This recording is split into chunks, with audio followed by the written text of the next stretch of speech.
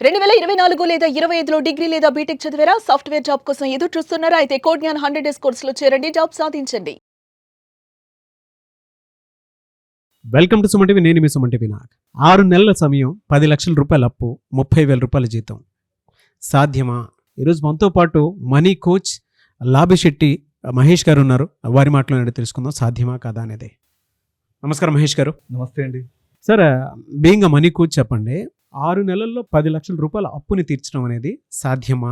అది కూడా 30,000 రూపాయల జీతం ఉన్నటువంటి ఒక పర్సన్ దాన్ని తీర్చగలుగుతారా 6 నెలల్లో? ఒకవేళ తీర్చగలిగితే ఏ విధంగా తీర్చగలుగుతారు? సాధ్యమే అండి నాగరాజు గారు. కానీ ఒక్క జీతంతో మాత్రం అది సాధ్యం కాదు. ఇది Okay. గణితం. అదనపు ఆదాయం సమకూర్చుకున్నప్పుడు మాత్రమే ఇది సాధ్యం అవుతుంది. దానికి స్ట్రాటజీ అనేది చాలా ఇంపార్టెంట్. ఈ స్ట్రాటజీ ఇంప్లిమెంట్ చేయడానికి 4 స్టెప్స్ ఫాలో అవ్వాలి మనం. ఫస్ట్ స్టెప్, లీకేజ్ని కంట్రోల్ చేయాలి. మనకు ఆదాయం అనేది ఒక మార్గం ద్వారా వస్తుంది.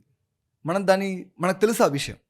కానీ అది అనేక మార్గాల ద్వారా వెళ్ళిపోతుంది. మనం పే చేసేటువంటి ఈఎంఐ ద్వారా వెళ్తుంది, ఫోన్పే ద్వారా వెళ్తుంది, గూగుల్ పే ద్వారా వెళ్తుంది, మీషో ద్వారా వెళ్తుంది, జొమాటో ద్వారా వెళ్తుంది, బుక్ మై షో ద్వారా వెళ్తుంది. ఇలా ఎన్నో మార్గాల ద్వారా వెళ్తుంది.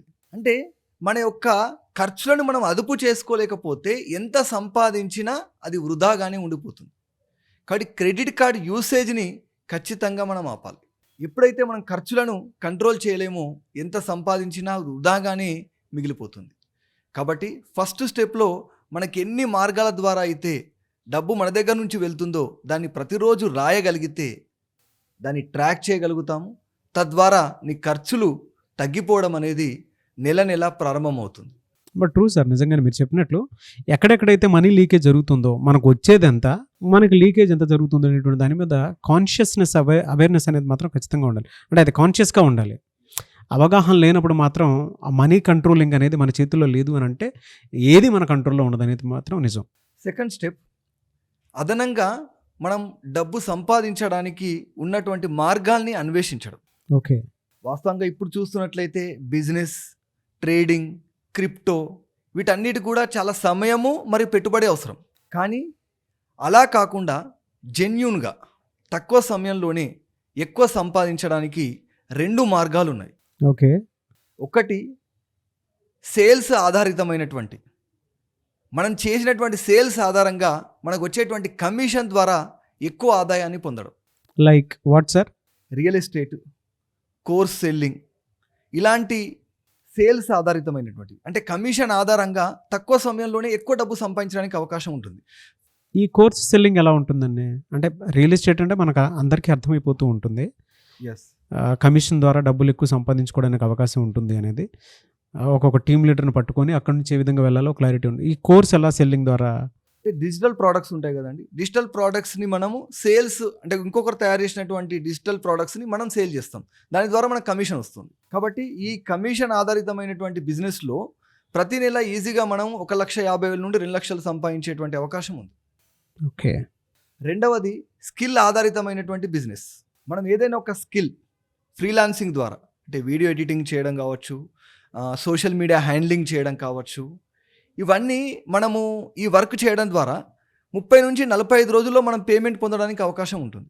ఎవరైతే కాంటెంట్ మేకింగ్ చేసేటువంటి వాళ్ళు ఉన్నారో వాళ్ళకి కనుక మీరు హెల్ప్ఫుల్గా మారినా కూడా మీ ఐడియాస్ కనుక నచ్చితే దానికి కూడా పే చేస్తారు. సో ఫ్రీలాన్సింగ్లో అది కూడా ఉంది. ఎవరైనా సరే టాప్ ఇన్ఫ్లుయెన్సర్స్ ఎవరైతే ఉంటారో వాళ్ళ దగ్గర మీరు కాంటెంట్ మేకింగ్కి హెల్ప్ఫుల్ అవుతాను అని మీకు అనిపిస్తే మీ దగ్గర ఆ స్కిల్ కనుకుంటే మీరు వాళ్ళని అప్రోచ్ అవ్వచ్చు. దాని ద్వారా అయినా సరే మీరు మనీ అర్నింగ్ చేసుకోవచ్చు. థర్డ్ స్టెప్ ఏంటంటే local connections. Schools, colleges, hotels and hospitals ఉంటాయి. వాటికి వెండర్స్ని, సర్వీసెస్ని మనం కనెక్ట్ చేసామనుకోండి, సుమారు ప్రతి నెల 25,000 నుంచి 50,000 వరకు మనం కమిషన్ పొందడానికి అవకాశం ఉంటుంది. ఇలా ఏదైనా ఒక పెద్ద డీల్ని క్లోజ్ చేయడం. అంటే సార్, పెద్ద డీల్ క్లోజ్ చేయడం అంటే? ఫర్ ఎగ్జాంపుల్, స్కూల్స్లో, కాలేజెస్లో, కోచింగ్ సెంటర్లలో ఒక స్టూడెంట్ని జాయిన్ చేయించడం ద్వారా కమిషన్ పొందడం. అదేవిధంగా సెకండ్ ఇంకొక రకమైనటువంటి డీల్ క్లోజ్ చేయొచ్చు మనం. ఏంటి సార్ అదే? Job placements. ఎవరైనా ఒక అభ్యర్థికి, అన్ఎంప్లాయ్కి ఒక కంపెనీలో మనం ప్లేస్మెంట్ ఇప్పించామనుకోండి, అతనికి వచ్చేటువంటి ఫస్ట్ మంత్ శాలరీ మనం కమిషన్గా పొందడం అనేది జరుగుతుంది. 30,000 అయితే 30,000, 40,000 అయితే 40,000 ఆ జీతం ఫస్ట్ మంత్ శాలరీ మనం తీసుకోవచ్చు. ఎందుకంటే ప్లేస్మెంట్లో మనం ఇప్పించడం ద్వారా మనం పొందేటువంటి ఇన్కమ్. ఓకే.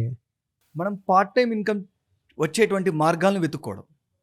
అంటే ప్రతిరోజు కూడా సుమారు 4 నుంచి 6 గంటలు మన ఖాళీ సమయాన్ని మనీ జనరేట్ చేయడానికి, అంటే ఫాలోఅప్స్ చేయడము, మీటింగ్స్ కండక్ట్ చేయడము, ఇలాంటి వర్క్ చేయడం ద్వారా మనకున్నటువంటి ఈ విశ్రాంతి సమయంలో ఎక్కువ అమౌంట్ జనరేట్ చేయడానికి అవకాశం ఉంటుంది. కాబట్టి ఈ పార్ట్ టైం ఇన్కమ్ ఎలా చేయాలి? మన యొక్క గోల్ ఫోకస్డ్గా వర్క్ చేసినప్పుడు మాత్రమే ఆ పార్ట్ టైం ఇన్కమ్ అనేది మన యొక్క అప్పును తీర్చడానికి అవకాశం ఉంటుంది. సో రెగ్యులర్ ఫాలోఅప్స్ చేసుకుంటూ ఉండాలి పార్ట్ టైం ఎక్కడెక్కడ దొరుకుతుంది అనేది. 4th స్టెప్లో మనకు ఉండేటువంటి ఈ అప్పును ఈఎంఐ రూపంలో తీర్చుకుంటూ వెళ్తే అది ఎప్పటికి కూడా తీరదు. కాబట్టి ఇలా పెద్ద డీల్స్ ద్వారా వచ్చినటువంటి డబ్బు ఏదైతే ఉందో ఆ వచ్చినటువంటి డబ్బు ద్వారా లంసంలో మనం లోన్ అనేది క్లియర్ చేయాలి. ఈఎంఐ ఆధారంగా క్లియర్ చేస్తే అది మనకు తీరదు. కాబట్టి లంసం మొత్తంలో క్లియర్ చేయాలి. దానికి సంబంధించి మనకి ఎప్పుడైనా సరే ఎక్కువ మొత్తంలో డబ్బు అనేది జనరేట్ అయిందనుకోండి, చాలామంది ఏం చేస్తుంటారంటే ఆ వచ్చినటువంటి డబ్బుని వాళ్ళ యొక్క లైఫ్ స్టైల్ పెంచేసుకుంటారు. కార్లు కొనడము, న్యూ మొబైల్స్ కొనడము, టూర్స్కి వెళ్ళడం అలా చేస్తుంటారు. అలా చేస్తే ఎప్పటికి కూడా మనకు అప్పు తీరదు. కాబట్టి ఈ పెద్ద డీల్ ద్వారా వచ్చినటువంటి అప్పును వెంటనే లంసం ద్వారా మన అప్పును క్లియర్ చేయాలి. అదేవిధంగా ఎప్పుడైతే మనకు వచ్చినటువంటి అధిక మొత్తం ఉందో 70% అప్పును క్లియర్ చేయడానికి వాడాలి. 20% మనం ఒక ఎమర్జెన్సీ ఫండ్ అనేది తయారు చేసుకోవాలి. అన్ఎక్స్పెక్టెడ్గా ఏదైనా జరగవచ్చు కాబట్టి ఆ 20% డబ్బును అలా మనము ఎమర్జెన్సీ ఫండ్గా క్రియేట్ చేసుకుంటూ 10% మన యొక్క లెర్నింగ్కు కేటాయించాలి. Learning leads to earning.